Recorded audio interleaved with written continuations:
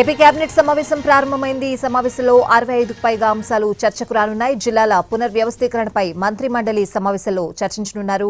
December 31లోగా కొత్త జిల్లాల ఏర్పాటు ప్రక్రియ పూర్తి చేయాలని ప్రభుత్వం భావిస్తోంది. పూర్తి అప్డేట్స్ అడిగి తెలుసుకుందాం. మా ప్రతినిధి ప్రసన్న లైవ్ లో ఉన్నారు. ప్రసన్న, స్వాతి, ఏపీ కేబినెట్ సమావేశం ప్రారంభమైంది. ఇవాళ కొంత సుదీర్ఘ ఎజెండా మనకు కనిపిస్తోంది. దాదాపు 69 అంశాల ఎజెండాతో ఏపీ కేబినెట్ సమావేశం జరుగుతుంది. ఈ 69 అంశాల్లో చాలా కీలకమైన అంశాలు quantum policy, quantum computing policy 2025-30కి ఏపీ కేబినెట్ ఆమోదం తెలుపుతుంది. దీంతో పాటు డిజిటల్ పట్టణీకరణకు సంబంధించి సింగపూర్ ప్రభుత్వంతో అవగాహన ఒప్పందం ఒకటి కుదుర్చుకుంటుంది ఆంధ్రప్రదేశ్ ప్రభుత్వం. దీనికి సంబంధించి కూడా కేబినెట్ సమావేశంలో చర్చించి నిర్ణయం తీసుకుంటారు.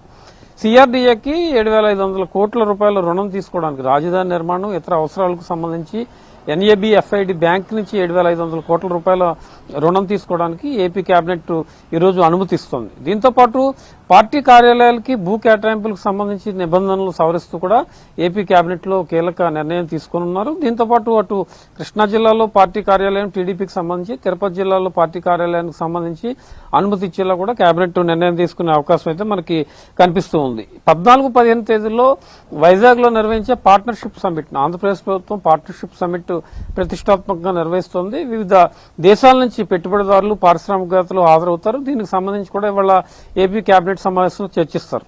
టిట్కో ఇళ్లకు సంబంధించి ప్రధానంగా సామాన్యులకు టిట్కో ఇళ్లు ఇవ్వాల్సిన బాధ్యత ప్రభుత్వంపై ఉందని గతంలోనే చెప్పడం జరుగుతోంది. రేపు రాబోయే 2-3 నెలల్లోనే టిట్కో ఇళ్లు ఇవ్వడానికి ఎకరాల భూమి కావాల్సి ఉంది. దీనికి సంబంధించి ఆయా జిల్లాలో ఎన్ని ఎకరాలు కావాలి ఏంటి అనే దాని మీద కూడా కేబినెట్ ఆమోదం తెలిపే అవకాశం అయితే ప్రస్తుతం మనకు కనిపిస్తోంది.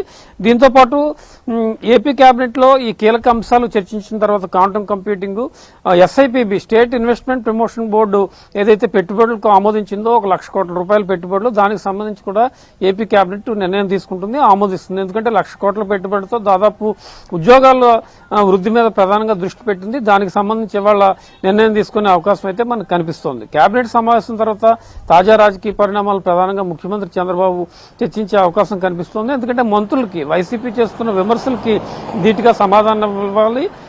కొన్ని విషయాల్లో దుష్ప్రచారం చేస్తున్నారు కొన్ని పార్టీలు కానీ, ఇతరత్ర నేతలు కానీ, సోషల్ మీడియాలో పోస్టింగ్లు కానీ.